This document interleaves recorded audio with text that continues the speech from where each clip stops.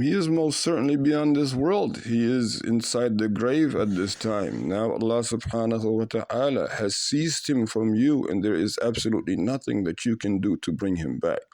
Allah subhanahu wa ta'ala has held him accountable for that in which he has done in terms of exploiting and misguiding people to believe that he is something that he was not. And we all were duped. We all were misguided. We all were misled. We all get tricked sometimes. There is not a single one of us who is spared from the influences of the shayateen, even within our own selves.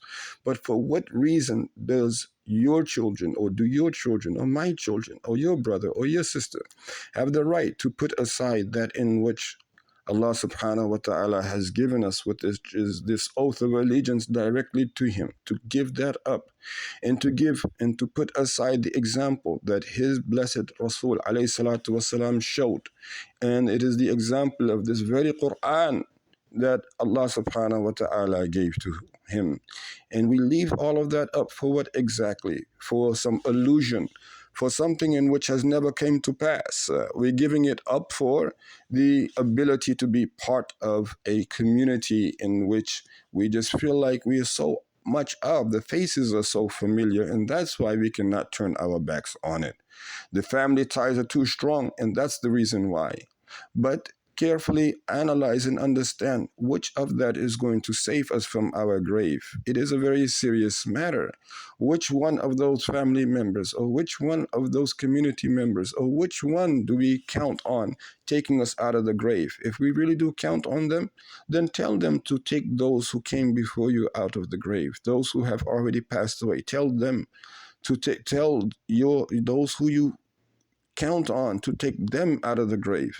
But that is an impossibility. It cannot be done. Only Allah subhanahu wa ta'ala revives those who are in the grave.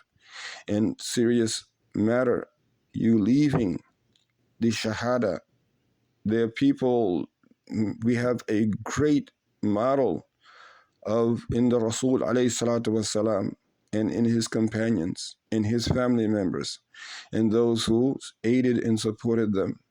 We have a great model as Afro-American, Indian, urban Americans in Al-Hajj Malik al-Shabazz, Malcolm X, and the likes of him.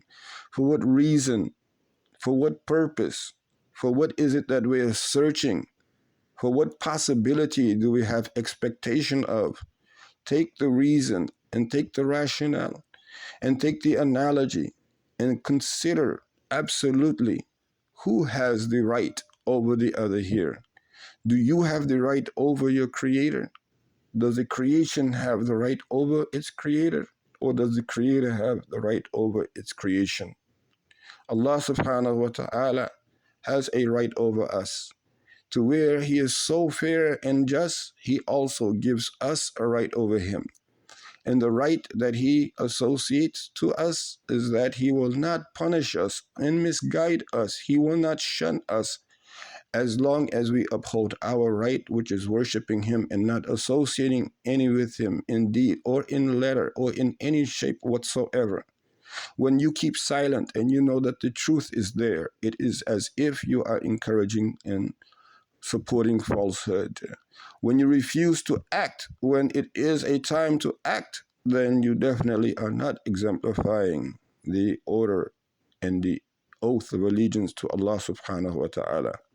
This Mubarak Jalani, again, unfortunately, even until now, was this even his name is a big question, because we have clearly made the identification between him and the intelligence community, and we also, through the Federal Bureau of Investigation, have placed him with the terrorists who were documented back then with the CIA.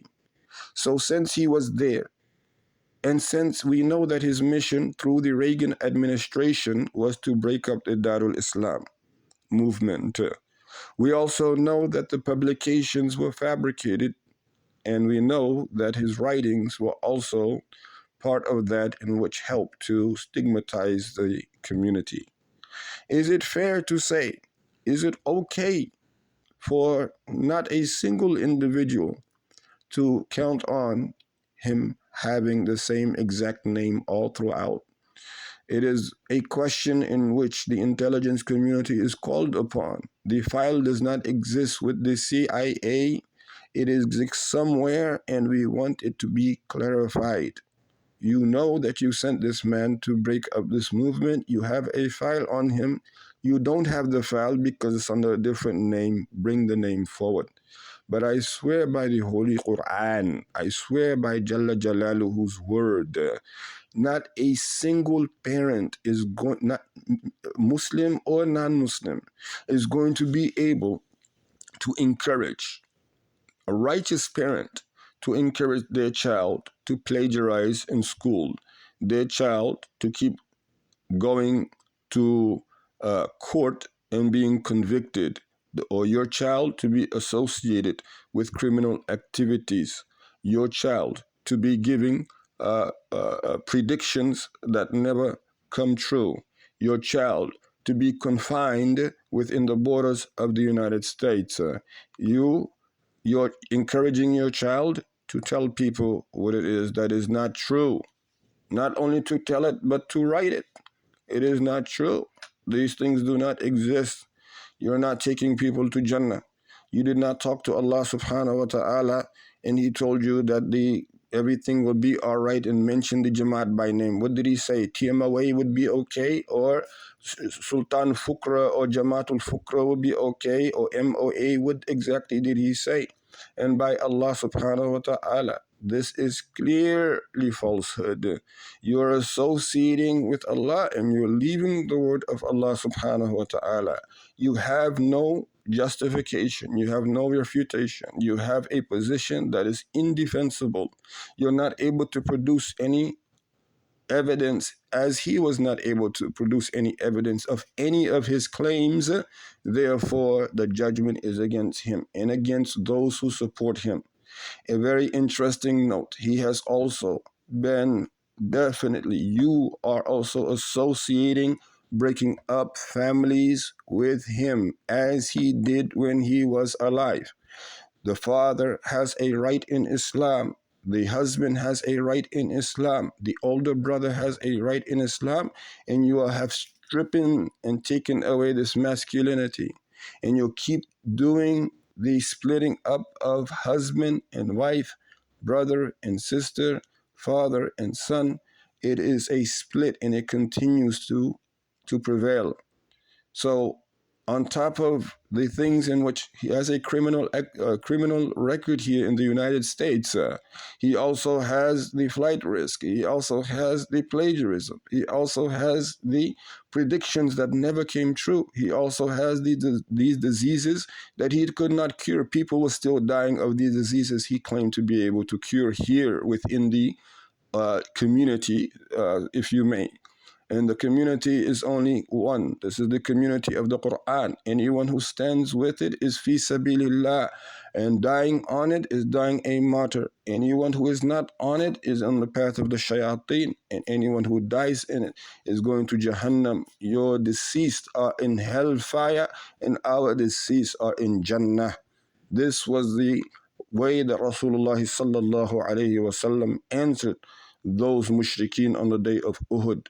We are standing under the same banner. We are standing with the same oath. We are standing with the same exact position. And indeed, we are saying the exact same thing. What do you have? Something that someone promised you on a videotape. You don't even know when it was. You cannot even bring the evidence from the own black book that you have because it has nothing compared to the Quran. This book, I read it 12, 15 years ago, and it created even more questions than anything else. But thank Allah, for now, anybody could get on R2F show and anybody can look and see what this black book is talking about, this Futuhu Muhammadiyah. And it is unacceptable that you infringe on another Muslim's right, whether it is returning this, not returning their salam, whether it is passing them by, not giving them salam, whether it is any of the other rights that a Muslim have. It is impossibility that you infringe on these rights continuously, that you decide not to speak to another Muslim, that you decide to take these stands which you have absolutely no justification whatsoever for. That Muslim brother or sister, that father, that cousin, that old companion of yours, what exactly did they do to you directly, physically, directly to you? What have they ever done to you by their own saying directly to you? Not a single thing ever. But here you are taking a stand, encouraging splitting up families, encouraging looking down on those who disagree or ostracizing them, saying that they got the devil in them. It is all unacceptable. Allah subhanahu wa ta'ala promises the victory to those who hold on to his word. And that is us, the family of Allah, the family which Allah subhanahu wa ta'ala put in the blessing of Rasul alayhi salatu wasalam with this Quran. And what it is that you all have is falsehood. It is likewise any other of the mushrikeen in the face of America today. You're even worse because you read Quran, but you do not speak of Quran. You do not speak with the Quran. You do not speak of that in which the Quran has specified for you to speak on. The Quran says encourage righteousness. The Quran says subdue falsehood. Here you are encouraging falsehood and trying to subdue the truth. It is unacceptable. And this is why the coalition forces say that there definitely has to be additional measures taken by the spiritual task force in order to eliminate all of these falsehoods and all of these atrocities, which really do, exploit, the entire situation from, what it once was. And what we have now, what we're sitting on now, is really the end of this very cultic indoctrination of sultanites, and he's coming as a white owl, white hawk, any of these things. All of it has to be done away with.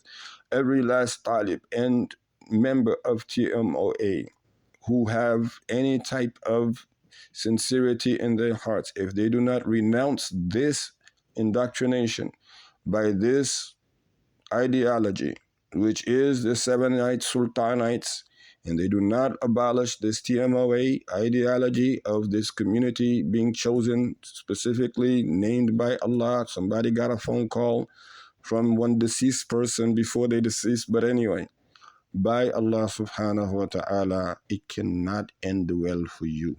Never can you have this at face value, or never can this be a currency for you in the akhirah. And we ask Allah subhanahu wa ta'ala to enable you to see the truth and follow it and substantiate it and assist it, and to see the falsehood and enable you to abstain from it, enable you to stay away from it, enable you to speak against it. This is what we have in terms of the social components of the operations that have been transpiring within the frame of the Iblisi insurgencies. Wassalamu alaikum wa rahmatullahi wa barakatuh.